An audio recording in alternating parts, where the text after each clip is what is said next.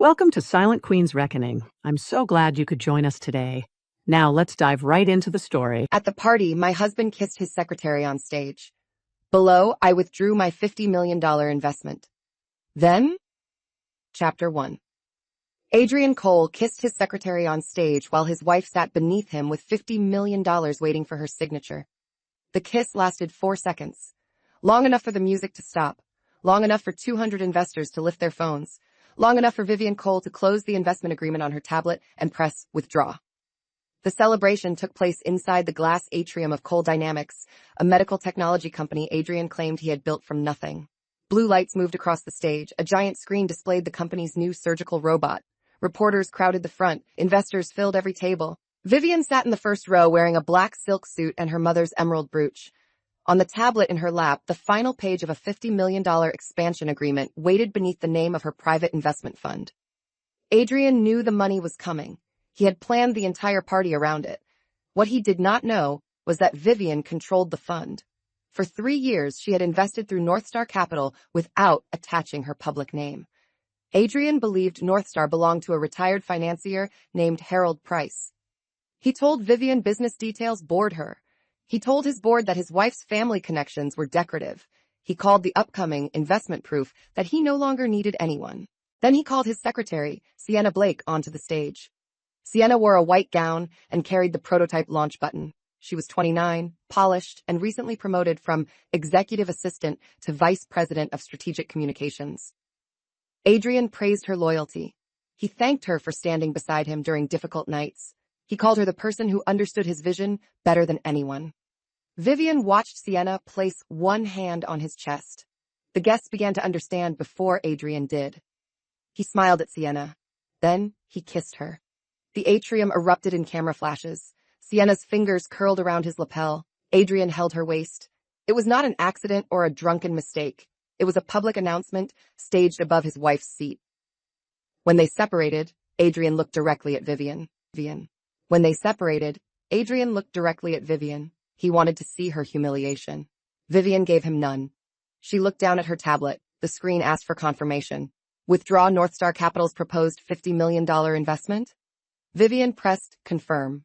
A green message appeared. Investment withdrawn. Board and company notified. On stage, Adrian reached for the microphone. Tonight marks a new beginning. His phone vibrated inside his jacket. Then Sienna's phone vibrated. Then every board member's phone lit up at the same time. Adrian ignored his. Cole Dynamics is entering its strongest era, he continued. With Northstar's $50 million commitment, we will open 2 new factories, enter Europe, and change modern surgery. Vivian crossed one leg over the other. The board chairman read his message and went pale. The chief financial officer stood so quickly his chair struck the floor. Adrian frowned. The giant screen behind him flickered. The celebration logo disappeared. In its place appeared one sentence. Northstar Capital has withdrawn its proposed $50 million investment, effective immediately. No music played. No one moved. Adrian turned toward the screen. His face emptied. Sienna's hand slipped from his arm. Vivian stood from the front row. Adrian looked down at her. What did you do? She lifted her tablet. I stopped funding your new beginning, Chapter 2. Adrian recovered quickly enough to make his next mistake. He laughed. The sound was too loud and too short. It bounced against the glass walls of the atrium. My wife is upset, he told the audience. Northstar's decision has nothing to do with her. Vivian walked toward the stage. The guests turned with her. Her heels made a clean sound across the marble floor. She did not hurry. Adrian had expected tears, shouting, or a dramatic exit. Instead, his wife approached the stage like the person who owned the room. Sienna moved closer to him. Vivian stopped below the stairs. Tell them the investment is secure, Adrian said. It is not. You do not speak for Northstar. Vivian looked toward the board chairman. He lowered his eyes. Adrian saw it. Harold will fix this in the morning, he said. Vivian removed the emerald brooch from her lapel and placed it on the table beside the stage.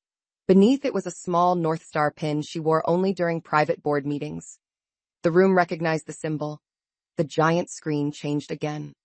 Northstar Capital, founder and managing partner, Vivian Hale Cole. Her photograph appeared beneath the title. Adrian stared. For years, he had told people Vivian inherited money but possessed no business sense. He did not know she founded Northstar after her mother's death.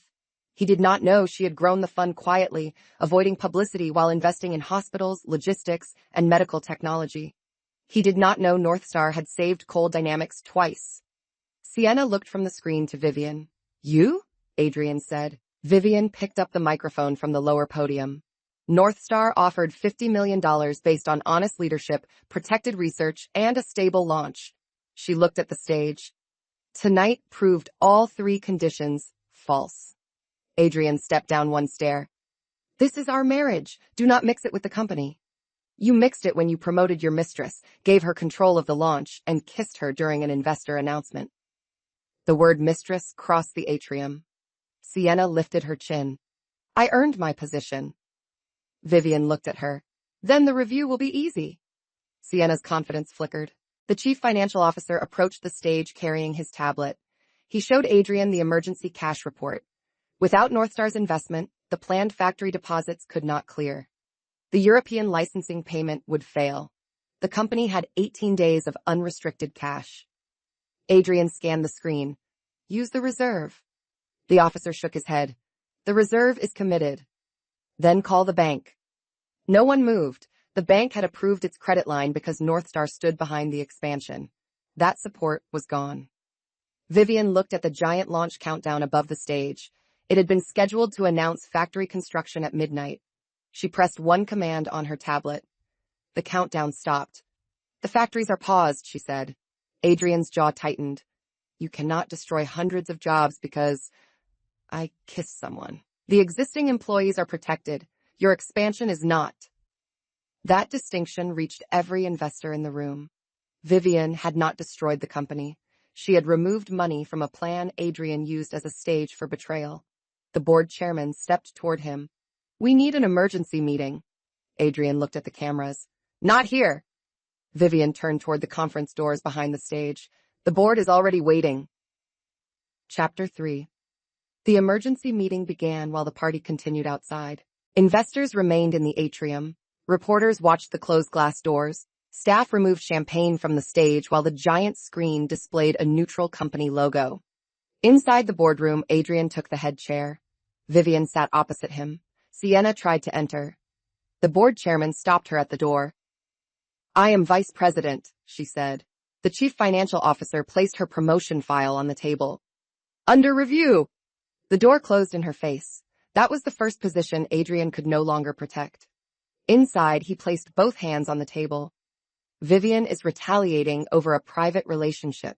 She slid 3 pages toward the board. The first showed that Sienna's salary had tripled in 6 months. The second showed company money paying for a penthouse described as executive housing. The third showed a consulting contract awarded to Sienna's brother for work never delivered. Adrian did not look at the pages.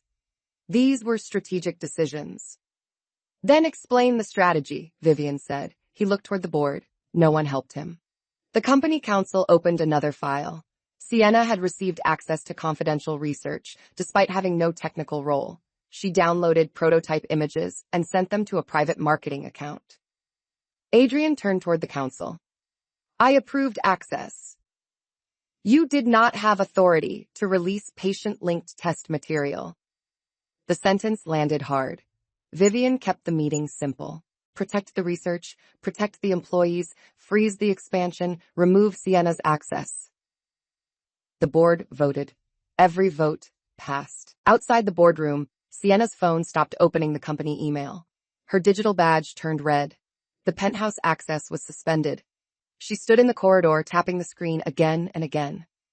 Inside, Adrian heard the notification from his own device. You planned this, he said. I plan to invest. You brought evidence to my party. Your finance team brought it after Northstar requested normal review. Adrian looked at the pages at last. He had signed every approval. Vivian had not needed a trap. She only needed him to leave records. The board chairman removed Adrian's control over new spending until the review ended.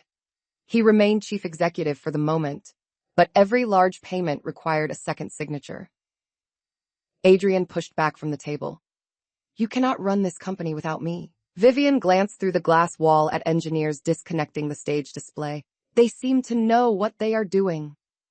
Chapter 4. Sienna waited in the atrium beside her white handbag and one small suitcase. Company security had packed the personal items from her office. Her title remained on the party program, but her access no longer worked.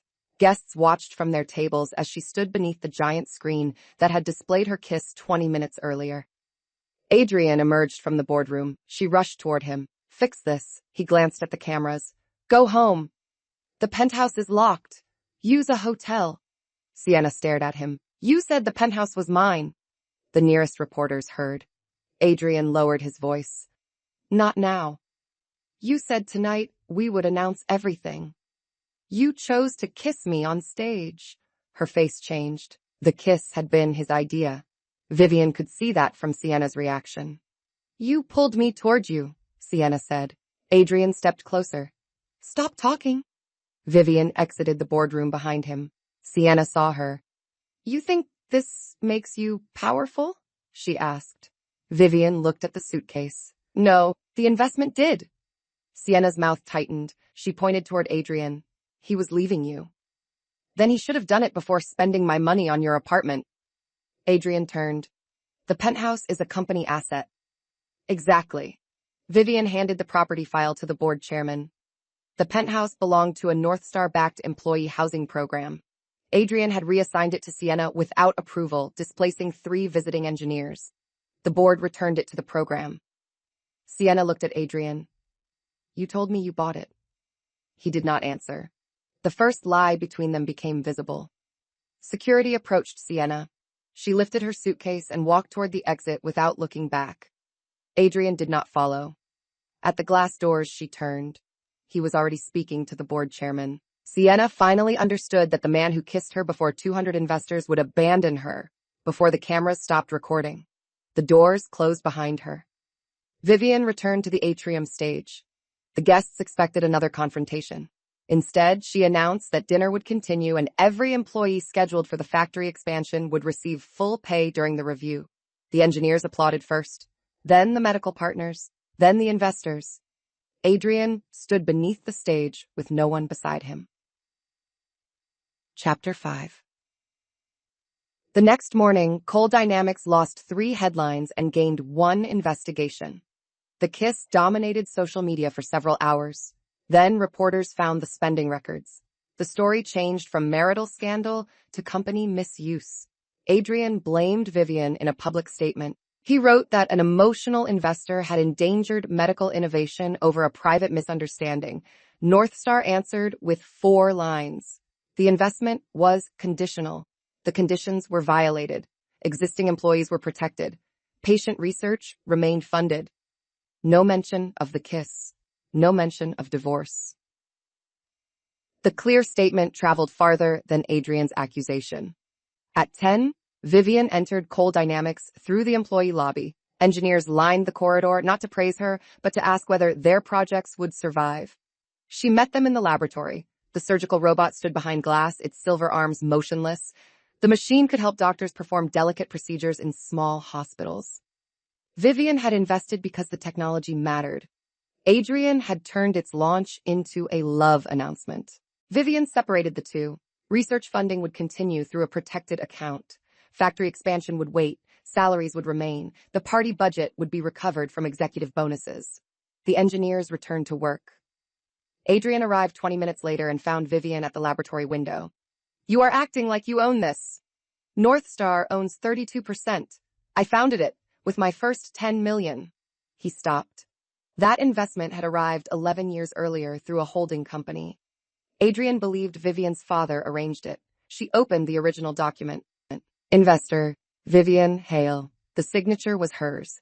Adrian read it twice. You lied to me. I invested without asking for control. You hid it. You said you would refuse money from your wife. He remembered. At the beginning of their marriage, Adrian told her he needed to become successful without being called a rich woman's husband. Vivian respected the pride she thought was temporary. She invested quietly and let him take public credit. He used that credit to call her useless. The company exists because of me, he said. The idea does. Vivian pointed toward the engineers. The company exists because they built it and I funded it. Adrian looked through the glass. No employee looked back. Chapter 6.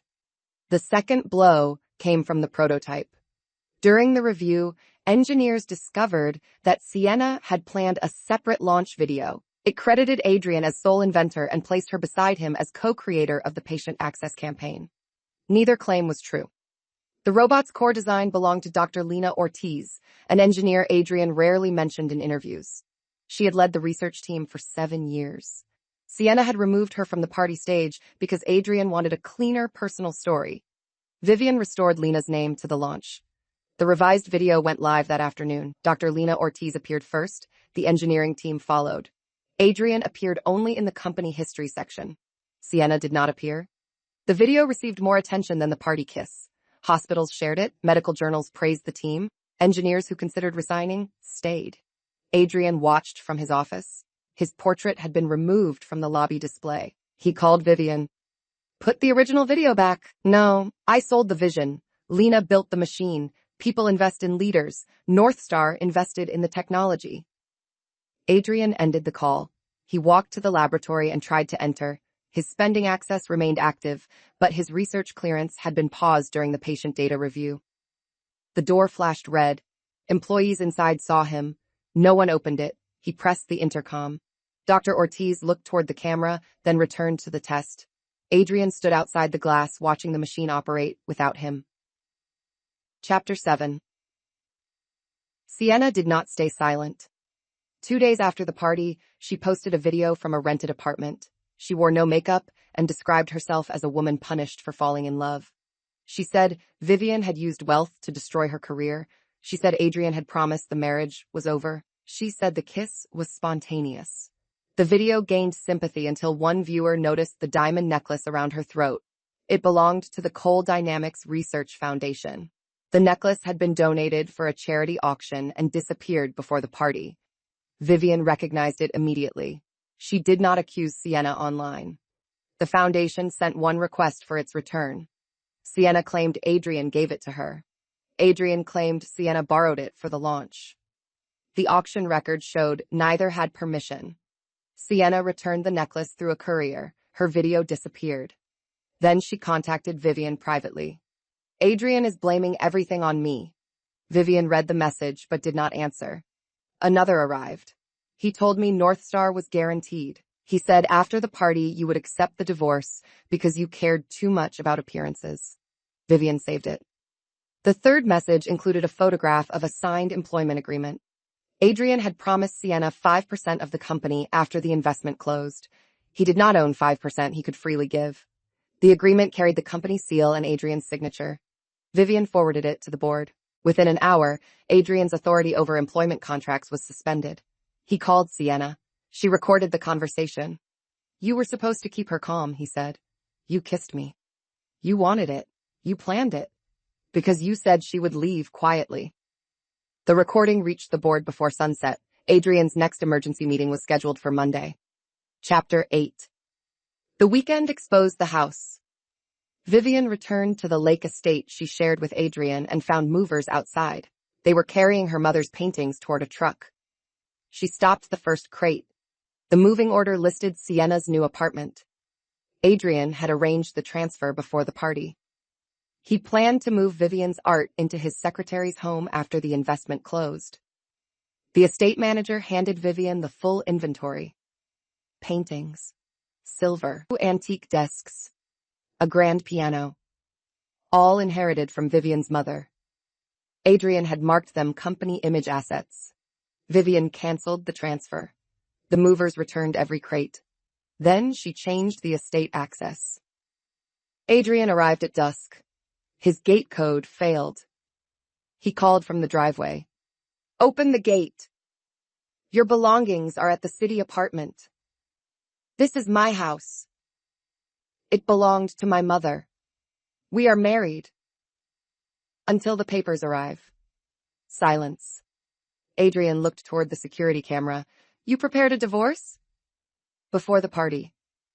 He stepped back. Vivian had learned of the affair 1 week earlier through hotel receipts and late-night messages. She planned to withdraw quietly from the marriage after the investment meeting. She had not planned to expose him at the party. Adrian created the public collapse himself. You were going to take the money anyway, he said. I was going to fund the company under new leadership. That answer frightened him more than the divorce. He could lose Vivian and still keep the company. He could not survive losing both. Let me inside, he said. No, the gate remained closed. Behind Vivian, workers rehung her mother's paintings. Chapter 9 Monday's board meeting began at 8. Adrian arrived with a lawyer and a proposed apology. He offered to remove Sienna, repay the penthouse costs, and attend leadership counseling. He expected to remain chief executive. The board displayed the recording. You were supposed to keep her calm. Then the employment agreement promising Sienna company shares. Then the research access. Then the missing charity necklace. Then the moving order for Vivian's art. The lawyer stopped taking notes. Adrian looked at Vivian. The house has nothing to do with the company. The moving order called the paintings company assets. He turned toward the board. I made mistakes. The chairman asked him to leave the room during the vote. Adrian refused. Security, open the door. He stood. If you remove me, North Star will never recover its $50 million. Vivian answered from her seat. North Star never sent it. The money remained safe. Adrian had built factory contracts, bonuses, and promises around funds that had not yet arrived. He left the room. The board voted. Remove Adrian Cole as chief executive. The decision passed 9-1. Vivian abstained. She did not need her vote to defeat him. When Adrian returned, his name had disappeared from the head of the company chart. Dr. Lena Ortiz became interim chief executive. The engineers applauded when the announcement reached the laboratory. Adrian heard them through the corridor. Chapter 10. The $50 million did not disappear forever. Vivian restructured it. $20 million went directly to research under Dr. Ortiz. $15 million protected existing employees and suppliers. $10 million funded patient trials through independent hospitals. $5 million remained reserved until the company met clear safety targets. No money went to Adrian's factories, launch parties, executive apartments, or personal campaigns. At a press briefing, Vivian announced the new plan beside Dr. Ortiz. A reporter asked whether the company had been saved. The work was saved, Vivian said. That distinction became the headline. Coal Dynamics stock stabilized. Hospitals renewed contracts. Employees returned to normal schedules. Adrian watched the briefing from the city apartment. Sienna was not there. The Lake estate was closed to him. His office access had ended. His company continued without him. He called Vivian after the briefing. You still invested. Not in you. The line went quiet. We can fix the marriage, he said. No, you cannot erase 12 years. I am not erasing them. I am ending the 13th. Vivian ended the call. Divorce papers reached him that afternoon. Chapter 11. Adrian's first counterattack targeted the robot patent. He filed an emergency claim saying the core design belonged to him as company founder. If the claim succeeded, he could block production and force the board to restore him. Dr. Ortiz opened the original design archive. Every drawing carried her name. Every test log carried her team number. Adrian appeared only on approval forms and investor presentations. He had never designed a single mechanical arm. The hearing took less than 1 hour. Adrian's lawyer displayed a magazine cover calling him the mind behind modern surgery. Vivian displayed a laboratory video showing Dr. Ortiz building the first prototype, while Adrian entered at the end for photographs. The claim failed. Outside the hearing room, Adrian told reporters the system favored inherited wealth. Dr. Ortiz walked past him, carrying the patent confirmation. The headline that evening read, Engineer keeps patent after former CEO tries to claim her work. Adrian's founder story lost another piece. Chapter 12. Sienna came to Vivian's office with a second agreement. Adrian had promised her the role of company president after the European expansion. In exchange, she agreed to persuade 2 board members that Vivian was mentally unstable and should be excluded from investment meetings.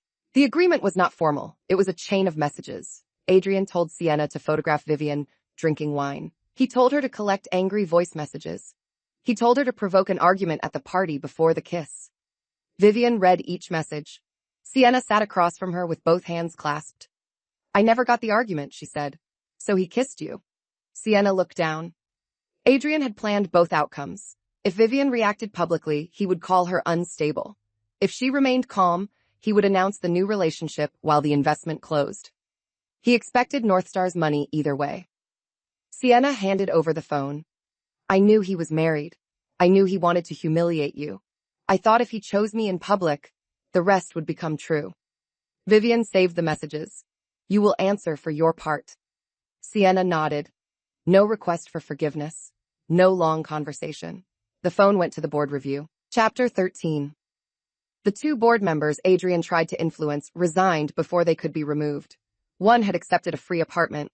The other received a paid vacation described as a research visit. Their resignations opened 2 seats. Vivian did not fill them with friends. One seat went to a hospital surgeon. The other went to an employee representative elected by the engineering staff. Adrian called the decision a hostile takeover. The engineers called it the first time anyone asked them who should sit in the room. At the next meeting, the employee representative questioned every executive expense above $10,000. The launch party flower wall had cost more than 3 months of laboratory supplies. Sienna's private dressing room cost more than a patient training simulator. Adrian's stage entrance cost more than 2 rural hospital installations. Each comparison appeared on the board screen. The remaining luxury budget was canceled. Money moved to equipment. The party that celebrated Adrian became the last party the company paid for. Chapter 14. Adrian tried to sell his story to a business magazine. He posed in the city apartment beside a window and described himself as a visionary betrayed by his wife and board. He said Vivian secretly controlled him through money. He claimed the stage kiss happened after their marriage ended. The magazine requested comment. Vivian sent one photograph. It showed Adrian kissing her goodbye at breakfast on the morning of the party. The timestamp was visible. His message beneath it read, "Tonight changes everything for us. Thank you for believing in me." The magazine added the image to the article. Adrian's claim collapsed before publication. Sienna sent another message showing him promising to announce their future that same night. Both women had received a promise. Only one carried $50 million. The magazine changed its headline. Former CEO promised 2 women a future before losing his company on stage. Adrian canceled the interview. The article ran anyway. Chapter 15. The European factory demanded its deposit. Adrian had signed the contract before the investment closed. The factory owner threatened to sue Coal Dynamics for the missing payment. Vivian reviewed the site. It had no medical manufacturing license. The building was an empty warehouse owned by Adrian's college friend. The deposit would have moved $10 million into a company created 3 weeks earlier. The board canceled the deal. The friend disappeared from public view. Adrian claimed the site was under development. Photographs showed broken windows and weeds. North Star had nearly funded a shell. Vivian redirected the European expansion to an established medical plant with trained workers. The new agreement cost less and opened faster. 6 months later, the first robot component came off the line. Dr. Ortiz signed it. Adrian's name appeared nowhere. Chapter 16. The Lake Estate became the next battlefield. Adrian demanded half its value during the divorce. He claimed the home served as a company retreat and increased in value through his work. Vivian produced the deed. Her mother bought the land before Vivian met him. She produced the renovation invoices. North Star paid them. She produced the company retreat records. Coal Dynamics reimbursed nothing. Adrian had hosted investors there for free, then claimed the free use created ownership. The claim failed. He received his clothes, personal books, awards, and 1 sports car registered in his name. The paintings remained. The piano remained. The house remained. On collection day, Adrian stood in the foyer while movers carried out his boxes. He looked toward the wall where their wedding portrait once hung. Vivian had replaced it with a photograph of her mother opening North Star's first office. "You planned to become this person all along," he said. "I was this person when you met me." He had simply refused to look. Chapter 17. Sienna's penthouse became housing for visiting engineers. The first group arrived from the European factory. 4 women and 2 men filled the rooms with laptops, component cases, and takeout containers. The mirrored dressing room became a design workspace. The private champagne refrigerator held test samples. The bedroom where Adrian promised Sienna company shares became a planning room. Sienna saw photographs online. She sent Vivian one message. "He told me the apartment proved I had replaced you."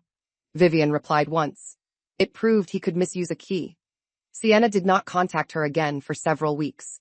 She began cooperating with the financial review and returned the salary paid above her approved grade.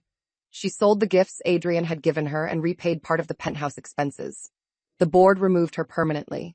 Vivian did not intervene. Responsibility remained separate from usefulness. Chapter 18. The surgical robot entered its first independent hospital trial. Adrian appeared outside the hospital with reporters and claimed he deserved to witness the procedure. The hospital denied access. Patient privacy overruled publicity. He waited in the lobby while Vivian, Dr. Ortiz, and the clinical team entered the observation room. The surgery succeeded. The patient was a 62-year-old teacher who needed a delicate procedure unavailable in her rural town. The robot reduced the travel and recovery time. When the team exited, reporters asked Vivian whether the $50 million had been worth it. "Ask the patient after she recovers," she said. Adrian stepped toward the cameras. "The machine was my vision." Dr. Ortiz held up the patent certificate. "It was my design." The reporters followed her. Adrian remained beneath the hospital sign. No one interviewed him. Chapter 19. Victor Hale, Vivian's uncle and Northstar's oldest advisor, called an investor dinner. Adrian believed Victor might support him. The two men had once played golf and complained about Vivian's caution. Adrian arrived expecting an alliance. Instead, Victor placed Northstar's records on the table. Vivian had invested $10 million at the beginning. She added $8 million during the first cash crisis. She guaranteed payroll during the pandemic. She funded the patent defense. Coal Dynamics had received $31 million from Vivian before the withdrawn $50 million. Adrian read the total. He had called her contribution decorative. "Why didn't anyone tell me?" he asked. Victor looked at him. "She did. You refused money from your wife, so she protected your pride." Adrian looked toward Vivian. She sat at the far end of the table. "You made me look like a fraud. You took credit before checking who paid." The investor dinner ended without support for Adrian. Victor Hale resigned from golf club membership with him the next morning. Chapter 20. The divorce hearing attracted cameras, but the proceeding remained brief. Adrian asked for support based on the lifestyle he maintained during marriage. The financial records showed Vivian had maintained it. He asked for compensation for building Coal Dynamics. He kept his remaining personal shares. He asked for a portion of Northstar. Northstar existed before the marriage and had separate ownership. He asked to keep the coal name attached to the company. The board had already scheduled a shareholder vote. Vivian requested only a clean division and enforcement of existing agreements. The judge approved it. Outside, Adrian told reporters Vivian had used wealth to end the marriage. Vivian stopped on the courthouse steps. "He used my wealth to build his company," she said. "I used a signature to end my marriage." Then she entered her car. The sentence became the day's headline. Chapter 21. The shareholder vote to rename Coal Dynamics took place 1 week after the divorce. Adrian treated the vote as a personal attack. He called former employees, early investors, and hospital clients, reminding them that his surname had appeared on every prototype, brochure, and building for 12 years. He offered interviews about founders being erased from their own companies. He arrived at the meeting wearing the Navy suit from the first product launch and carrying a framed photograph of the original team. Vivian arrived with no photograph. The company auditorium held 400 employees. Shareholders joined through a live screen. Dr. Ortiz sat beside the new chief executive. The employee representative occupied the seat Adrian's ally once held. Adrian placed the framed photograph on the podium. It showed 7 people inside a rented garage. Adrian stood in front, holding the first crude model. Vivian stood near the back with a cardboard coffee tray. He pointed to himself. "That company began with me." Vivian enlarged the image on the screen. Boxes behind the team carried Northstar's original shipping label. The workbench invoice belonged to Vivian. Dr. Ortiz stood beside the machine holding the design notebook. Adrian had been the salesman in front of a team he later cropped from the story. Vivian did not deny his role. "Adrian found clients when no one knew the product," she said. "He persuaded hospitals to listen. That work remains in the record." He looked surprised by the fairness. Then she continued, "A company is not required to keep one man's name after that man risks its research, employees, and future." The proposed name appeared, Northstar Surgical Systems. It did not carry Vivian's surname. It carried the name of the investor network research fund, and guiding principle that had supported the work from the beginning. Adrian objected. He called the change theft. An engineer stood in the audience. My work was called Cole's genius for 6 years. Another employee stood. Dr. Ortiz's patent was called his vision. A payroll manager stood next. North Star covered salaries while he bought the penthouse. No one shouted. One fact followed another. The vote opened. Employees with shares voted first. Investors followed. Hospitals holding partnership shares voted last. The result filled the screen. 87% approved the new name. Cole Dynamics disappeared from the logo. North Star Surgical Systems appeared in blue and silver. Adrian looked at the framed photograph on the podium. He lifted it and walked out before the meeting ended. The photograph remained part of the company archive because Vivian refused to rewrite history. His name did not remain above the entrance. Chapter 22. The rival company, MedAxis, offered Adrian a position 2 days later. Its chief executive saw value in his contacts and anger. Adrian became senior growth advisor and immediately announced that MedAxis would produce a competing surgical robot within 1 year. Reporters called it a comeback. Adrian called it justice. He recruited 3 former salespeople from North Star Surgical Systems. None had access to engineering files. He attempted to recruit Dr. Ortiz with twice her salary. She declined without meeting him. MedAxis then hired Sienna. The company introduced her as a communications strategist who had survived corporate retaliation. She appeared beside Adrian at a press briefing, though neither looked at the other with the ease they had shown on the party stage. Their alliance now depended on revenge, not romance. Adrian promised MedAxis a prototype demonstration at the Global Surgery Summit. The summit was 8 months away. Engineers warned the schedule was impossible. He ignored them. Sienna built a campaign around speed, courage, and founders who refused to be silenced. She used dark photographs of Adrian in empty laboratories. She described the new robot as the machine he had always wanted to build before cautious investors held him back. Vivian made no public response. North Star continued patient trials. The first 10 procedures succeeded, then 20, then 50. Each result appeared in medical reports rather than dramatic advertisements. MedAxis released animation. North Star released outcomes. Hospitals noticed the difference.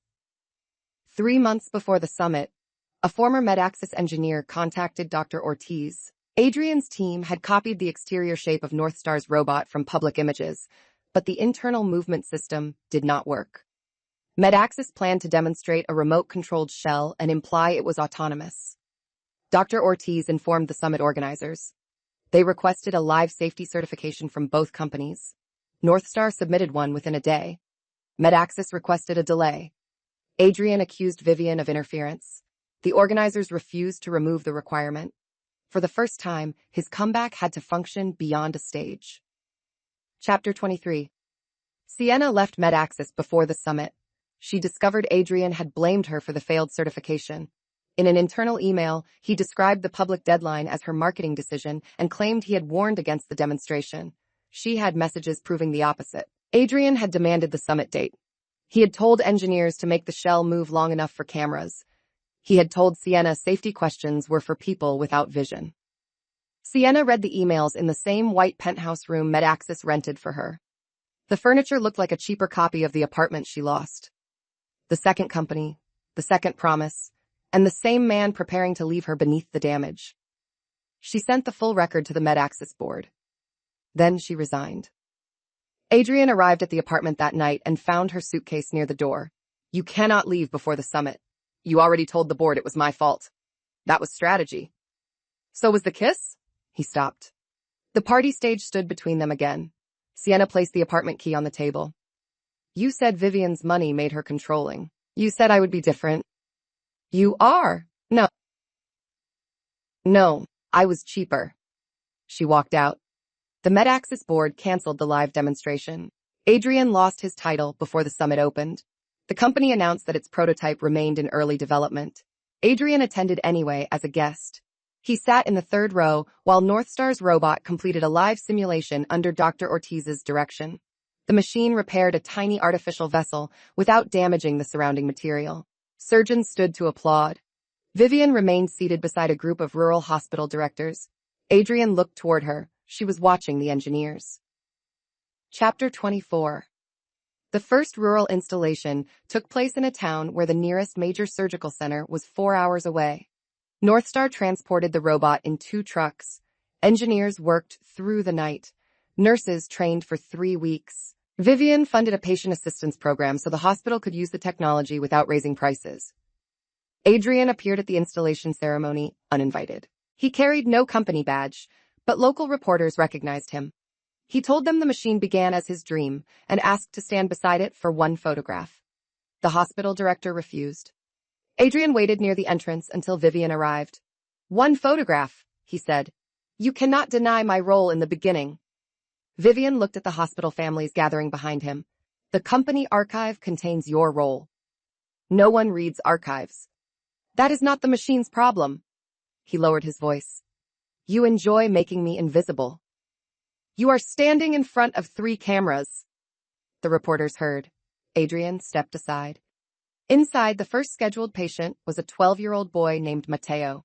His mother signed the consent forms with shaking hands. Dr. Ortiz explained the procedure. No camera entered the operating area. The surgery succeeded. Mateo woke that evening. His mother cried in the corridor and hugged every nurse she could reach.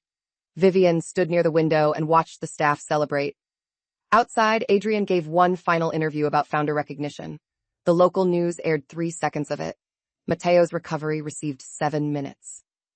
Chapter 25. Adrian's finances began collapsing after MedAccess dismissed him. His city apartment lease came from the old executive package and ended. The sports car required payments larger than his consulting income. His remaining Northstar Surgical shares had value, but selling them immediately would create a large loss. He contacted Sienna. She refused his call. He contacted former board allies. They refused meetings. Finally, he contacted Vivian with a proposal. He would sell his shares to Northstar at a premium and sign a permanent confidentiality agreement.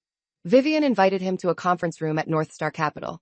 Adrian entered the building for the first time. The lobby walls displayed investments in hospitals, transport networks, clean energy plants, and research companies. Northstar had operated for 14 years. More than 100 employees worked across 3 floors. Adrian walked past them slowly. He had called Vivian bored and unemployed while she managed all of this. In the conference room, she placed a fair market offer before him. No premium. No punishment discount. The exact independent value. You owe me more, he said. For what? For using my company to build Northstar's reputation. Vivian turned the offer toward him. Northstar invested before your company had a product. My name created value. Your recent use of it reduced value. He read the number. It would clear his debts and leave him comfortable, but not rich enough to imitate his former life. If I refuse, keep the shares. He expected pressure. Vivian gave him choice. Without a fight, he had no leverage. Adrian signed. His final financial connection to the company ended. Northstar transferred a portion of the repurchased shares into an employee ownership plan. The engineers became owners. Chapter 26. Sienna faced the company review 6 months after the party. She had returned the necklace, salary excess, and part of the penthouse costs. She provided messages, contracts, and recordings. The board asked whether she wanted a private settlement. She refused. She issued a public statement instead. She admitted the affair. She admitted accepting a promotion she had not earned. She admitted using Adrian's promise of marriage to justify taking company benefits. She did not call herself a victim. The statement cost her several job offers. It also ended Adrian's attempt to blame her for everything. A small nonprofit later hired Sienna to manage routine communications. The salary was modest. The office had no private elevator. Her work required written approval and clear budgets. Vivian heard about it from the board council. She did nothing. Sienna's future was not Vivian's responsibility. 1 year later, Sienna sent a short letter. It did not ask forgiveness. It said the public kiss had felt like victory for 4 seconds and humiliation for every day afterward. It thanked Vivian for protecting the engineers instead of destroying the company.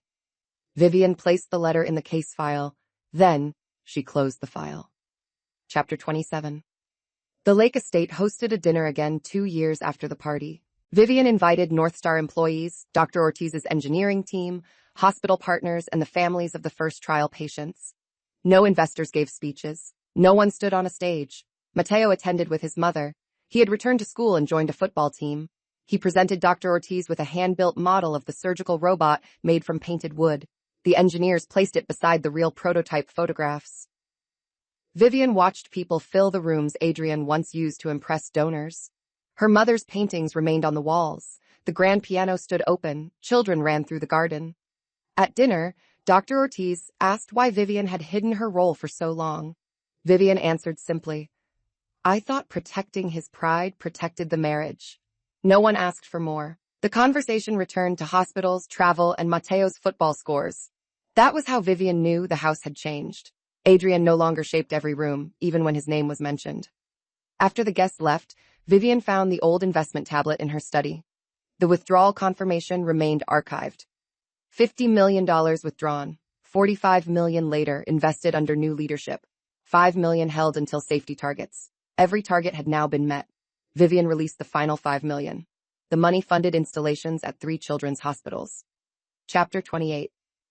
The first anniversary of the stage kiss attracted media attention. Reporters gathered outside North Star Surgical Systems expecting a statement. The old clip spread again. Adrian kissing Sienna. Vivian looking down at her tablet. The giant screen announcing the withdrawal. Inside, the company prepared its 100th successful procedure report. Vivian chose not to discuss the anniversary. Dr. Ortiz presented the results. 100 procedures. 98 successful without major complication. 2 converted safely to standard surgery. Reduced travel for 63 patients. No patient data breach. The numbers replaced the gossip by noon. Adrian posted that the company would not exist without his original courage. An engineer replied with the garage photograph. Someone enlarged the North Star boxes behind him. The response became a joke online. Vivian asked employees not to harass him. They stopped. The company moved on. That evening, she visited the laboratory. The wooden robot Mateo built sat inside a glass case. Beside it was the original North Star check that funded the first prototype. Vivian's signature appeared at the bottom. The history was finally visible. Chapter 29. Adrian attempted one last business venture. He opened a consulting firm called Founder First. Its website promised to protect entrepreneurs from controlling investors. He used his own story as the first case study, describing how a marital dispute removed him from a successful company. The website did not mention the penthouse, false share promise, research access, shell factory, or patient data. His first client was a wellness startup seeking hospital contracts. Adrian advised the founder to launch before clinical testing and use celebrity endorsements to create urgency. The founder followed his advice. The product failed an independent safety test. Hospitals canceled meetings. The startup sued Founder First for reckless guidance. During the case, North Star's records became public again. Adrian's previous pattern of prioritizing stage impact over safety damaged his defense. Founder First closed after 9 months. Adrian moved to another city and accepted a sales position at a conventional equipment supplier. The work paid well. It gave him no stage. For the first time, he had to sell products built and owned by other people without claiming he invented them. Chapter 30. North Star Surgical Systems went public 3 years after the party. The opening bell ceremony took place at the company's laboratory rather than a financial exchange. Engineers stood in front. Nurses and hospital directors occupied the first row. Vivian remained beside Dr. Ortiz. The valuation exceeded $2 billion. Reporters calculated what Adrian's former shares would have been worth. They asked whether he regretted selling. Vivian refused to answer for him. The employee ownership plan created dozens of new millionaires. Laboratory technicians, early engineers, payroll workers, and project managers received payouts. The woman who had processed salaries during the first crisis paid off her home. An engineer funded his daughter's education. Dr. Ortiz created a scholarship for women in medical robotics. The $50 million Vivian once withdrew had not disappeared. It had changed direction. On the day of the public listing, Adrian sent one message. "Congratulations." Vivian read it. She replied with 2 words. "Thank you." Nothing more. The answer did not reopen a door. It simply acknowledged that a message had arrived. Chapter 31. The public listing triggered an attack on North Star's research network. At 2 a.m, laboratory screens went dark across 3 buildings. Engineers lost access to test files. Hospital installation schedules disappeared. A message appeared demanding payment in exchange for the data. Vivian reached the operations center before dawn. Dr. Ortiz was already there. Cybersecurity staff isolated the affected servers. Hospital systems remained separate and safe, but the next month's production plan had been locked. The attack arrived through an old executive account, Adrian's account. It had been closed after his removal, but a backup access token remained inside a system installed during his leadership. Someone used that token from a device registered to Founder first. The board called Adrian. He denied involvement. He said the device had been sold when his consulting firm closed. The buyer record showed no sale. Vivian did not accuse him publicly. The company gave the evidence to investigators and restored clean backups. Engineers worked in shifts. Production resumed within 48 hours. Adrian appeared voluntarily for questioning. He admitted keeping old company devices because he believed they contained proof of his contributions. He claimed a freelance technology contractor had used one without permission. The contractor had been hired to recover deleted presentations for Adrian's lawsuit. He had discovered the access token and sold it to criminals. Adrian had not ordered the attack. He had kept access he no longer had the right to possess. The distinction saved him from the most serious charge, but not from consequence. He paid a large settlement, surrendered every remaining device, and accepted a permanent order barring him from North Star Systems. Vivian insisted the public statement remain accurate. Former CEO retained unauthorized device. Third party exploited access. No exaggerated accusation. No revenge. The truth was damaging enough. North Star then replaced every legacy system. The work cost millions, but the company emerged stronger. Hospitals received new security tools. Employees completed updated training. Old executive shortcuts disappeared. At the final review, a security engineer placed Adrian's dead access token on the table. Vivian looked at the small black device. Another borrowed key. She ordered it destroyed. Chapter 32. The first major test of the national network came during a winter storm. Snow closed the mountain roads around a rural hospital where a 9-year-old girl needed emergency surgery. The nearest specialist could not travel. The local team had a North Star robot, but had never performed that procedure without an expert physically present. Dr. Ortiz activated the remote support system. Engineers opened a secure link. A surgeon in Boston guided the local doctor. Backup power held through the storm. The robotic arms moved under the local team's control while the specialist watched every step. Vivian remained in the operations room. No reporters knew. No launch music played. For 4 hours, the screens showed vital signs, machine status, and snow covering the hospital roof. The procedure succeeded before sunrise. The girl's father sent one photograph afterward. She was asleep beneath a yellow blanket, one hand wrapped around his finger. Vivian placed the photograph on the operations wall with the family's permission. The story reached the news 2 days later. Reporters called the robot revolutionary. Dr. Ortiz named the local surgical team first. Vivian named the engineers who kept the connection stable. Adrian posted nothing. For the first time, a major North Star story passed without his attempt to enter it. That silence surprised Vivian more than his old attacks. She learned later that Adrian's father had been hospitalized during the storm in another state. Adrian spent the night in a waiting room and watched nurses use equipment designed by people whose names patients never knew. Perhaps he finally understood. Perhaps not. It no longer affected the work. Chapter 33. Sienna returned to public attention when a documentary producer offered her money for the full story of the party. The producer wanted hidden messages, private photographs, and details of Vivian's marriage. He promised Sienna a sympathetic edit and a large payment. She signed a preliminary agreement. Then she watched the old stage footage again. The camera caught Vivian's face during the kiss. Not broken. Not cold. Alert. Beneath the stage, her fingers moved across the tablet, while Adrian looked down expecting tears. Sienna saw herself smiling. She canceled the documentary. The producer threatened to sue. She returned the advance and released a statement saying the private damage would not become entertainment again. The producer approached Adrian instead. He agreed. The documentary aired under the title The Founder Who Lost Everything. Adrian described his childhood, ambition, and fear of being overshadowed by Vivian's wealth. He admitted the affair, but said the company punishment exceeded the personal betrayal. He cried while discussing the renamed business. The film used dramatic music and empty office shots. Then viewers reached the final section. The producers had included North Star's patient results, the Shell factory photographs, Sienna's false share agreement, and Dr. Ortiz's patent record. Adrian's own interview sat beside documented facts. He had expected redemption. The documentary became an anatomy of entitlement. Reviews praised its unintentional honesty. Sienna watched only the first 20 minutes. Vivian did not watch at all. North Star's communications team prepared a response. She canceled it. The patients are not part of his documentary, she said.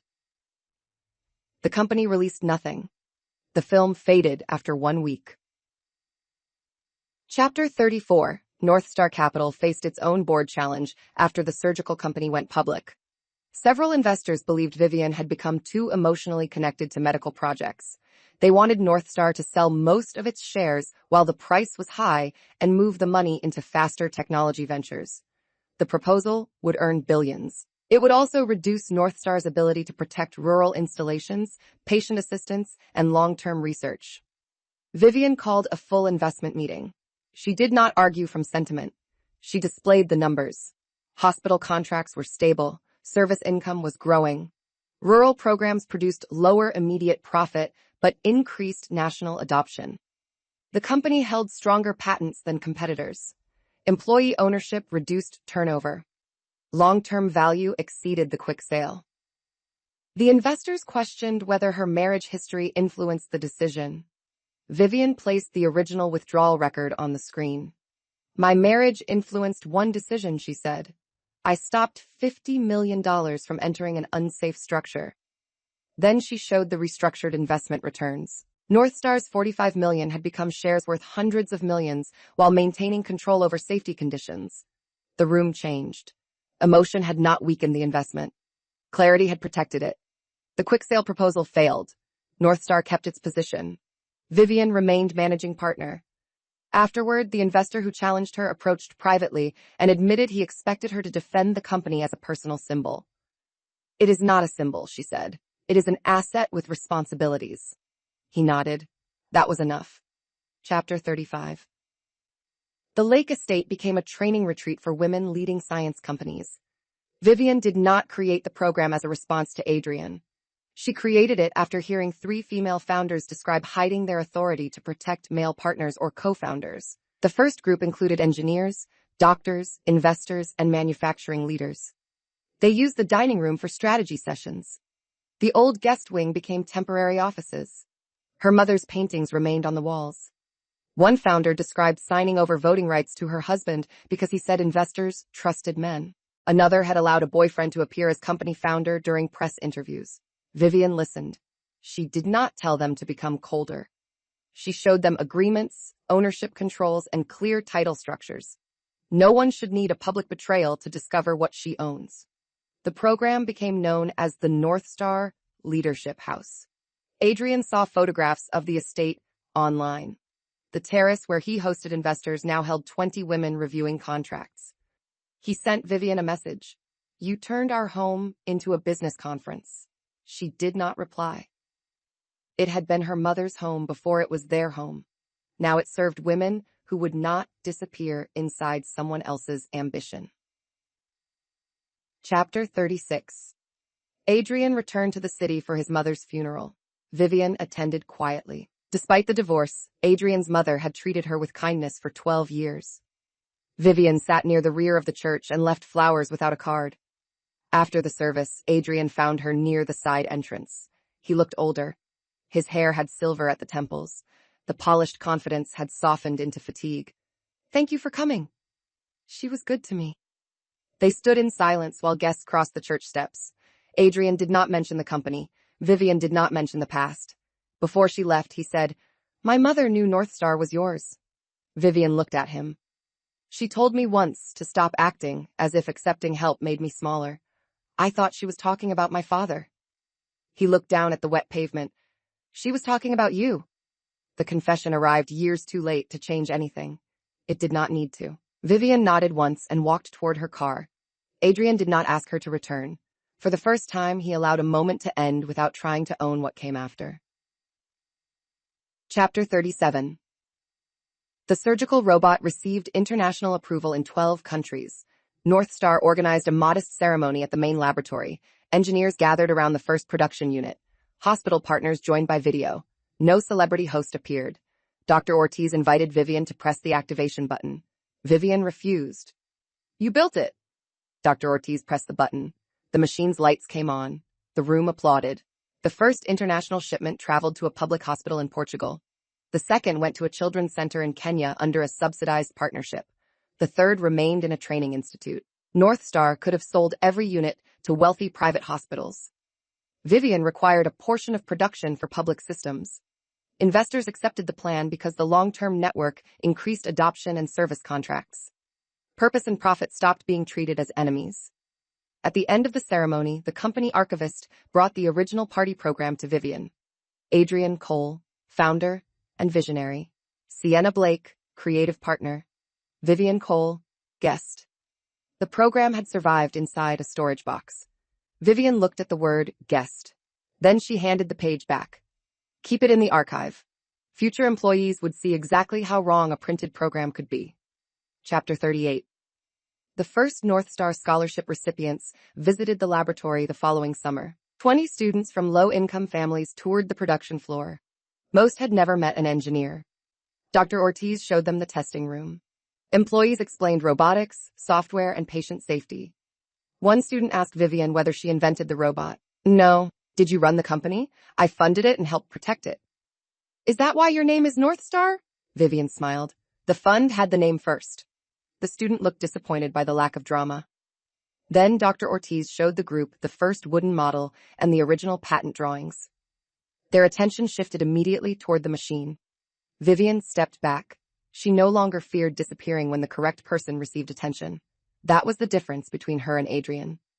At lunch, the students received scholarship letters.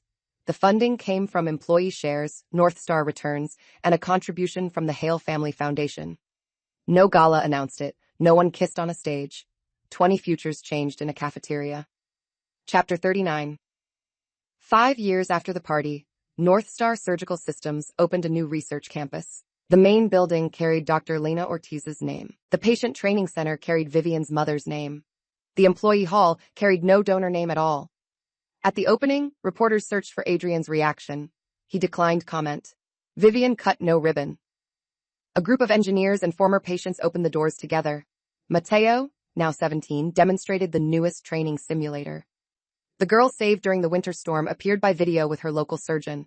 The campus included childcare, family housing, and a public education wing. During the tour, Vivian entered a small exhibition room documenting the company's history. The stage kiss video played without sound on one screen. Beside it, the withdrawal confirmation appeared. The next screen showed the emergency board vote. Then the patent restoration. Then the first surgery. Then 100 surgeries. Then international approval. The betrayal occupied 12 seconds. The work occupied the rest of the room. Vivian approved the exhibition. Chapter 40. Adrian visited the research campus after public hours. He requested a standard tour through the website and paid the admission fee for the exhibition. Staff recognized him but followed normal procedure. A young guide led the group. She did not know he was the man in the silent video until they reached it.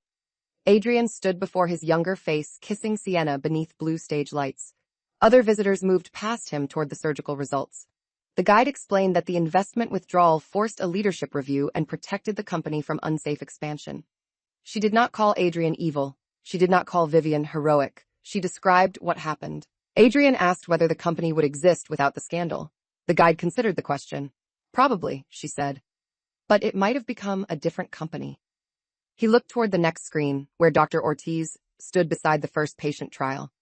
Better? Safer. The answer held no personal judgment. Adrian completed the tour. At the exit, he signed the guest book with his full name. No title, no founder label, just Adrian Cole. Chapter 41. The most dangerous crisis began with a patient rumor. A social media account claimed a North Star robot had malfunctioned during surgery and injured a child. The post included a blurred hospital photograph and a video of staff running through a corridor. Within 2 hours, the company's stock fell 12%. Hospitals called for answers. Investors demanded a statement. Vivian refused to guess. Dr. Ortiz contacted the hospital. The surgery had involved a North Star robot, but the machine had not malfunctioned. A power failure affected the entire surgical floor. Backup systems activated as designed. The medical team completed the procedure safely. The child was recovering. The blurred photograph showed another patient transported during the outage. The social media account belonged to a public relations contractor recently hired by a medical equipment competitor. The contractor had previously worked for Founder First. Adrian's old consulting records connected him to the firm, but the contract had ended years earlier. He was not involved in the rumor. Vivian kept his name out of the response. North Star released the machine log, hospital confirmation, and independent safety report. The child's family requested privacy. No photograph of the patient appeared. The stock recovered within 3 days. Then Vivian did something investors did not expect. She published every verified device interruption from the past 5 years, including minor faults already corrected. The report showed what failed, what did not, and how each issue was handled. Competitors called the disclosure risky. Hospitals called it useful. Orders increased. The false crisis became a new transparency standard across the industry. At a board meeting, one investor asked why Vivian had exposed imperfections after proving the rumor false. Because safety cannot depend on looking perfect, she said. It was the same lesson her marriage had taught her at greater cost. An image can remain polished while the structure beneath it fails. North Star would show the structure. Chapter 42. Sienna's last testimony concerned the original party budget. A former supplier sued North Star Surgical Systems for canceling a $5 million image campaign Adrian approved before the stage kiss. The supplier claimed it had already produced luxury launch materials for 5 countries. The contract carried Sienna's signature. She appeared at the hearing with the full project archive.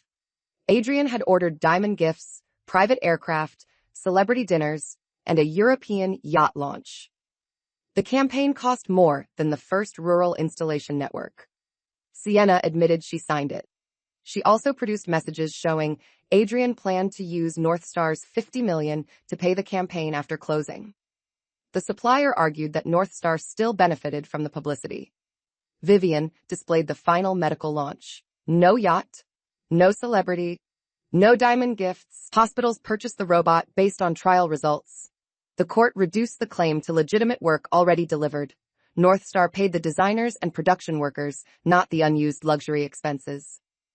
Sienna remained outside after the hearing. Adrian approached her. They had not spoken in 4 years. You keep helping her, he said. I keep correcting what I signed. You could have had a career beside me. Sienna looked at the courthouse, then at his ordinary sales badge. I had a costume beside you. She left. Adrian stood alone on the steps. Vivian exited through another door and never saw the exchange. Chapter 43. A global technology fund offered to buy North Star Surgical Systems for $5 billion. The offer would make Vivian and every employee shareholder enormously wealthy. It would also move manufacturing overseas and end subsidized installations at low-income hospitals. The board divided. Some employees wanted the payout, others feared losing the mission. Vivian did not announce a decision from above.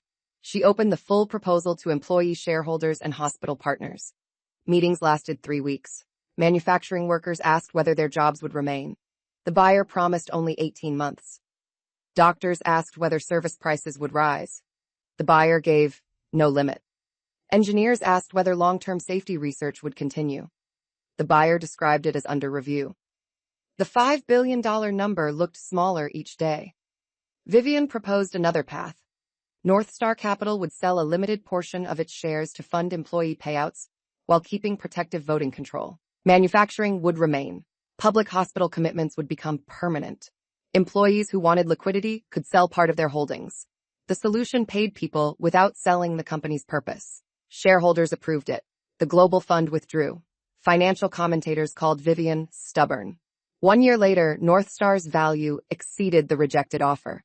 Employees kept their jobs. The rural program expanded. The decision became a business school case. Adrian gave one interview claiming he would have accepted $5 billion immediately. The interviewer asked whether that difference explained why he no longer led the company. Adrian ended the interview early. Chapter 44. North Star Capital used part of its return to create the Hale Medical Access Fund. The fund did not build glamorous hospitals. It financed transport, remote surgical rooms, nurse training, patient lodging, and equipment maintenance in places investors usually ignored. Vivian required every project to publish simple results. How many patients? How many trained staff? How many working machines? How much money spent? No vague promise counted as success. The first annual report showed 12 hospitals connected, 400 nurses trained, and thousands of patient travel hours avoided. At the report dinner, the host introduced Vivian as the woman who withdrew $50 million after a public betrayal. She stepped onto the stage and corrected him. I am the woman who reinvested $45 million after fixing the structure. The audience applauded. The host changed the introduction for the live recording. That small correction mattered. Drawing the money created a viral moment. Reinvesting it carefully created the result.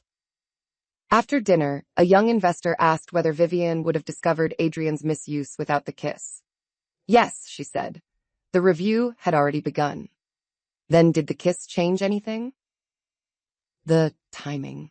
It forced the truth into a room full of witnesses before Adrian could rearrange it. The investor wrote the answer down. Vivian returned to the hospital report. Chapter 45. The company held no anniversary party for the public listing. Instead, employees voted to spend the event budget on mobile training laboratories. 3 buses were fitted with simulation equipment and sent to regional hospitals. The first bus stopped in Adrian's hometown. His younger sister worked as a nurse at the local hospital.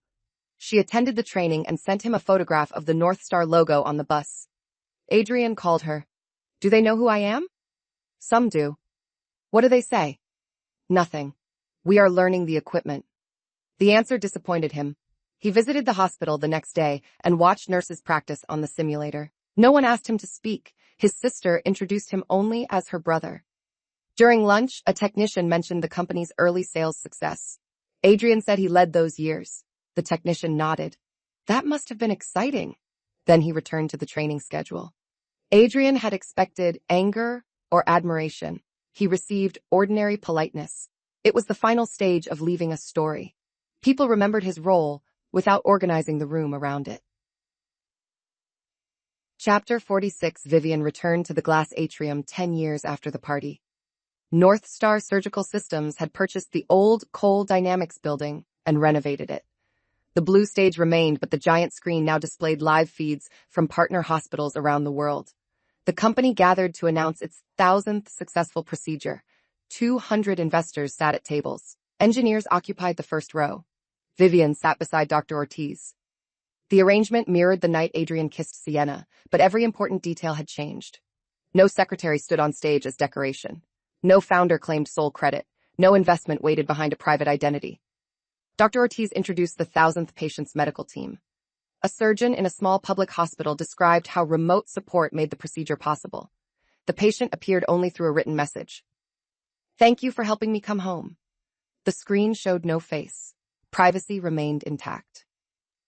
At the end, Dr. Ortiz invited Vivian onto the stage. Vivian climbed the same stairs Adrian once used. She stood near the exact place where he kissed Sienna. A reporter asked whether she remembered that night. Yes. Does this feel like revenge? Vivian looked at the hospital feeds behind her. No. Revenge would still make him the reason. She handed the microphone back. The ceremony continued. Chapter 47. After the event, Vivian remained alone in the atrium for a few minutes.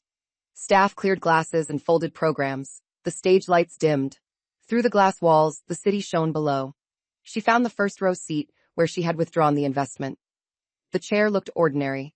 She sat and opened the archived North Star app on her tablet. The original withdrawal remained stored in the transaction history. $50 million proposed investment withdrawn. Below it appeared the later entries. $20 million research protection, $15 million employee and supplier stability, $10 million patient trials, $5 million safety reserve released after targets. Then returns, grants, hospital projects, and expansion funding filled years of records. One tap had not created the future, the thousands of decisions after it had. Vivian closed the tablet. On stage, a technician tested the screen for the next morning. The North Star logo appeared, Then Dr. Ortiz's laboratory schedule. No photograph of Adrian remained in the active display. His history remained in the archive. That was the correct place. Vivian stood and left the first row. Chapter 48. At the Lake Estate, the North Star Leadership House welcomed its 100th founder. She was a medical software engineer whose husband managed company finances and insisted investors would abandon her if she removed him. She arrived carrying a folder of contracts she did not fully understand. North Star's advisors reviewed them. Her husband had assigned himself majority voting rights, ownership of her code, and authority to sell the company. The founder changed the structure before accepting outside money.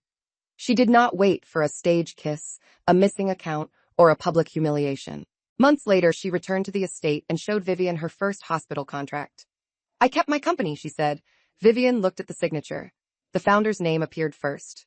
That result pleased Vivian more than another article about the 50 million. The leadership program expanded to 3 cities. Lawyers, investors, and operators taught founders how to understand ownership before trust became a substitute for structure. No participant was told to distrust love. They were taught that love should survive clear documents. If it did not, the documents were not the problem. Chapter 49. Sienna married years later. Vivian learned through a former colleague. The ceremony was small. Sienna's husband worked outside business and had no interest in cameras. She left corporate communications and managed a community health organization. She sent Vivian no invitation. Vivian expected none. 1 week after the wedding, a package arrived at North Star Capital. Inside was the Research Foundation necklace Sienna had already returned years earlier, now officially released after the case. She had purchased it at the charity auction through the normal process and donated it back with a note. Some things should finish where they were meant to begin. The foundation sold the necklace again. The money funded 2 patient transport vehicles. Vivian did not keep the note. She kept the auction receipt in the foundation records. The object no longer belonged to betrayal. It belonged to transport schedules and fuel. Chapter 50. Adrian's last message arrived on the 15th anniversary of Coal Dynamics. The company no longer carried the name, but an old calendar reminder remained on his phone. He sent Vivian a photograph of the original garage team. "I see the boxes now." Vivian opened the image. North Star labels stood behind him. Dr. Ortiz held the notebook. Vivian carried coffee at the edge. The truth had always been inside the frame. Adrian wrote again. "I thought standing in front meant I built everything behind me." Vivian read the sentence slowly. She replied, "You built part of it. You lost it when part was no longer enough." He did not answer. There was nothing left to negotiate. Chapter 51. Vivian established one final rule at North Star Capital. No founder receiving investment could conceal a spouse, partner, or family member who held operational power. Relationships were not banned. Hidden control was. The rule came from experience but applied through structure. Every investment disclosed decision-makers. Every executive benefit required independent approval. Every company-funded residence remained a company asset. Every promotional title required actual work. No secretary could become vice president through a private promise. No husband could give away shares he did not own. No wife had to hide her investment to protect a man's pride. The policy prevented several bad deals within the first year. One founder withdrew his application rather than disclose payments to his girlfriend. Another corrected a brother's false consulting contract. A third admitted his spouse wrote the software and changed her title to co-founder before North Star invested. The corrected company later succeeded. Vivian saw the new co-founder's name on the first press release, visible from the beginning. No later reversal required. Chapter 52. The Hale Medical Access Fund opened its 50th remote surgical room. The room stood in a coastal hospital frequently cut off by storms. It included backup power, secure communications, and family lodging upstairs. Vivian attended the opening without reporters. A brass plaque listed the engineers, hospital team, and local donors. Her name appeared among many others in the same size. The hospital director offered to move it to the top. She declined. After the tour, Vivian stood inside the empty operating room while technicians completed final checks. The robotic arms moved through their calibration sequence. 15 years earlier, Adrian had kissed Sienna on stage because he believed public choice created ownership. Vivian had pressed withdraw because one public act revealed a structure she could no longer fund. Now a machine moved in a room hundreds of miles away from that stage. The 50 million had traveled farther than any of them expected. Not as a gift to a husband, as infrastructure. Chapter 53. At 70, Vivian retired from daily management of North Star Capital. She did not retire from the boards protecting the Medical Access Fund. Dr. Ortiz had retired from executive leadership but continued advising young engineers. Employee representatives still held voting seats. The transition was announced in the glass atrium. Vivian stood on stage before employees and hospital partners. No dramatic video played. The new managing partner presented a clear succession plan. A reporter asked Vivian what decision defined her career. Everyone expected the withdrawal. Vivian answered differently. Reinvesting. The reporter paused. Not withdrawing the 50 million? Stopping bad money was one decision. Putting it back into the right hands took years. The answer appeared in business headlines the next morning. Vivian returned to the lake estate after the ceremony. The leadership house occupied the guest wing. A new group of founders arrived the following week. In her study, the tablet from the party rested inside a drawer. She no longer opened it. The transaction had completed its purpose. Chapter 54. Years after Vivian's retirement, the stage kiss clips still appeared online whenever someone discussed public betrayal. Most versions ended with her pressing withdraw. They did not show the protected salaries, repaired patent record, rural surgeries, employee ownership, security reform, leadership program, or 50 remote surgical rooms. One documentary finally told the longer story. It opened with the kiss for 3 seconds. Then the image froze. The narrator asked what happened to the money. The next 90 minutes followed the investment through laboratories, hospitals, vans, training rooms, and patient lodging. Engineers spoke. Nurses spoke. Former patients spoke. Vivian appeared only briefly. Adrian declined an interview but allowed the original garage photograph to be used. Sienna contributed no private messages. She discussed only the danger of titles without accountability. The documentary ended inside the 50th remote surgical room. The robot lights came on. No one mentioned the kiss again. Chapter 55. On a quiet morning, Vivian visited the original glass atrium one final time. The building now served as North Star's education center. Students filled the lower floor. A medical robotics class prepared for a demonstration on the stage. Vivian sat in the first row. A teenage girl placed her tablet on her lap and adjusted a simulation program. She wore a scholarship badge from the Hale Medical Access Fund. The instructor asked the girl to begin. She pressed confirm. The robot on stage moved. Vivian looked at the tablet, the stage, and the giant screen. The arrangement resembled the old night, but nothing inside it carried humiliation. The girl controlled the machine. Her name appeared on the screen. Her work received the applause. Vivian stood with everyone else. The past did not disappear. It had simply stopped being the most powerful thing in the room. Chapter 56. Vivian's investment rules faced one final public review after a senator questioned North Star's influence over hospital technology. The hearing examined whether one private fund held too much control over surgical systems used by public hospitals. Cameras filled the room. Competitors hoped the inquiry would force North Star to sell patents or end subsidized programs.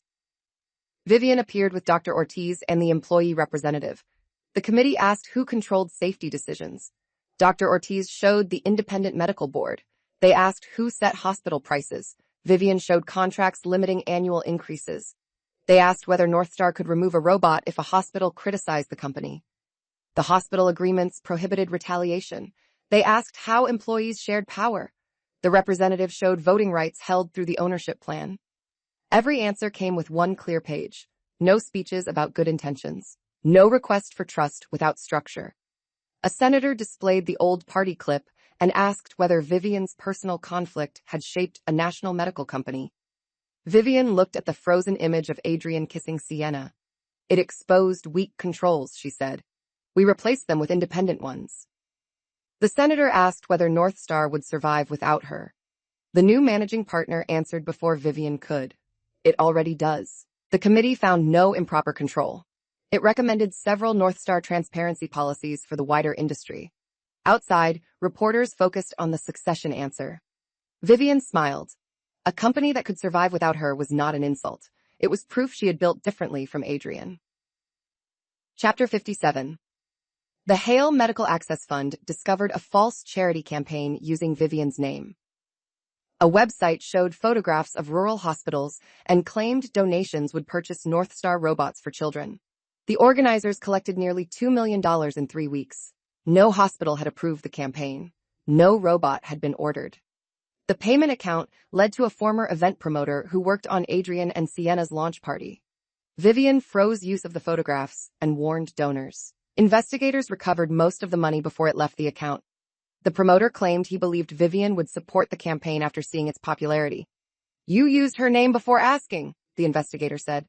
The sentence described the same old pattern in a new form. Vivian returned every recovered donation. Then the fund created an official public dashboard showing each real project, price, hospital, and delivery date. Donors could see where money went without waiting for a gala. The false campaign failed. The dashboard raised more than the scam had collected. 1 month later, it funded a real robot installation at a children's hospital. The first donor listed gave $20. The largest gave $500,000. Both appeared in the same size. No one borrowed Vivian's face to make the project trustworthy. The records did that. Chapter 58. Dr. Ortiz selected her successor through an open technical review. Adrian's era had taught the company what happened when charisma chose leadership. The candidates demonstrated safety decisions, team management, and response to failure. The final two were a celebrated robotics professor and Maya Chen, an engineer who joined the company as an intern during the withdrawn investment crisis. The professor delivered the stronger presentation. Maya found the hidden flaw in the test model. She stopped her own demonstration, explained the risk, and refused to continue until the component was replaced. Some observers thought the interruption weakened her candidacy. Dr. Ortiz chose her. A leader who stops an unsafe stage is more valuable than one who finishes a perfect performance, she said. Maya became chief research officer. At the appointment ceremony, she thanked the technicians who built the test rig and the colleague who checked her calculations. Her name appeared first because she held the role. Other names appeared beside it because they did the work. Vivian watched from the audience. The company no longer needed a founder standing alone beneath a spotlight. It needed people willing to stop the show. Chapter 59. The final report on Vivian's $50 million investment was published 25 years after the party. The report followed every original dollar and every return generated from it. Research laboratories, employee salaries, patient trials, safety systems, rural installations, mobile training buses, family lodging, scholarships, remote surgical rooms. The original $50 million had generated billions in company value and hundreds of millions in medical access funding. More important to Vivian, it had supported procedures for patients who would otherwise have traveled hours or waited months. The first page contained 2 dates: the night the investment was withdrawn, the day the restructured investment began. Only 4 days separated them. The public remembered the withdrawal because it happened beneath bright lights after a kiss. The report focused on the second date. Vivian read it at the Lake Estate while founders worked in the rooms below. She signed the final approval and closed the document. On her desk stood the wooden robot Mateo made as a child. The wheels were uneven. One arm leaned slightly lower than the other. It remained her favorite model. Vivian looked through the window at the Leadership House garden. A new founder paced beneath the trees while practicing an investor presentation. Another sat at a table reading every page of her ownership agreement. No one there knew Adrian personally. Some had never seen the party clip. They knew the rule it created. Never hide your authority to make another person feel powerful. Never fund a structure you cannot question. Never mistake a public performance for ownership. Vivian turned off the study light and went downstairs. Chapter 60. The glass atrium eventually became a public learning center for medical technology. Visitors could operate training simulators, study old prototypes, and follow the history of North Star surgical systems. The education center kept one seat in the first row exactly where Vivian had sat during the party. No plaque marked it. Most visitors passed without noticing. One afternoon, a school group filled the atrium. Their teacher described how investment decisions could change technology. A student sat in Vivian's old seat with a tablet on her lap. On stage, another student demonstrated a robotic arm. The girl below noticed an error in the movement program. She pressed pause. The arm stopped before striking the test object. The instructor thanked her. She corrected the code and pressed confirm. The demonstration continued safely. Vivian watched from the rear of the atrium during a private visit. No one recognized her. She preferred it that way. The same arrangement had once held betrayal. A man on stage, a woman below, and one decisive button. Now it held attention, correction, and learning. The girl in the first row had not withdrawn money. She had prevented a mistake. Vivian left before the class ended. Outside, the education center's windows reflected the afternoon sky. The North Star logo stood above the doors. Engineers, students, patients, and families moved through the entrance. Adrian's kiss had lasted 4 seconds. The work that followed had lasted generations. Chapter 61 North Star's final test under Vivian's oversight was a national emergency exercise. Hospitals across 5 states simulated a communications failure during multiple surgeries. The exercise began without warning to most staff. Backup networks had to activate, remote specialists had to reconnect, and local teams had to decide whether to continue or convert procedures. Vivian watched from the National Operations Center beside the new managing partner. One hospital restored connection in 4 minutes. Another switched safely to local control. A third stopped its simulated procedure when the backup signal became unstable. No one was punished for stopping. The exercise report praised the third team for refusing to perform confidence when conditions were unsafe. Vivian read the line twice. Years earlier, Adrian had built an entire company culture around never stopping a show. The launch had to continue. The investment had to close. The factory announcement had to happen. The kiss had to become a public victory before anyone could question the structure beneath it. North Star now rewarded the opposite. Stop, check, correct, continue only when safe. The exercise exposed 2 weak backup routes. Engineers repaired them within a week. Hospitals repeated the test and passed. At the final review, the new managing partner asked Vivian whether she wanted to approve the national report. "You approve it," she said. He did. No one waited for her signature. The system worked. Chapter 62 Vivian's formal farewell took place at North Star Capital's original office. The building was small compared with the headquarters that came later. The first conference room still had the scratched wooden table where she approved the hidden investment in Coal Dynamics. Employees had preserved the old North Star pin she revealed beneath her emerald brooch on the party night. Vivian placed the pin inside the company archive. She kept the brooch. Her final meeting contained no ceremonial agenda. The new leadership reviewed active investments, hospital projects, and risk reports. Vivian asked questions, corrected one figure, and approved no transaction herself. At the end, the board gave her a bound copy of the $50 million report. The cover did not show Adrian kissing Sienna. It showed a map of the hospitals reached by the investment. Vivian carried the report to the Lake Estate and placed it beside her mother's photograph. That evening, founders filled the dining room for a workshop. One woman presented a technology company she owned with her sister. Both names appeared on every page. Another founder disclosed that her husband worked in operations and held no hidden voting rights. A third rejected an investor who demanded control without responsibility. Vivian listened from the doorway. The lesson had moved beyond her. She walked into the garden as the sun lowered over the lake. No cameras followed. No company needed rescue. No husband waited on a stage. The world knew the 4-second kiss because humiliation travels quickly. Vivian knew the longer truth. One tap stopped $50 million from rewarding a lie. Thousands of careful choices turned that same money into work that would outlive everyone in the room. Chapter 63. The last document Vivian signed was not an investment agreement. It was the ownership transfer for the Lake Estate. The main house became the permanent North Star Leadership House. The guest wing remained a training center.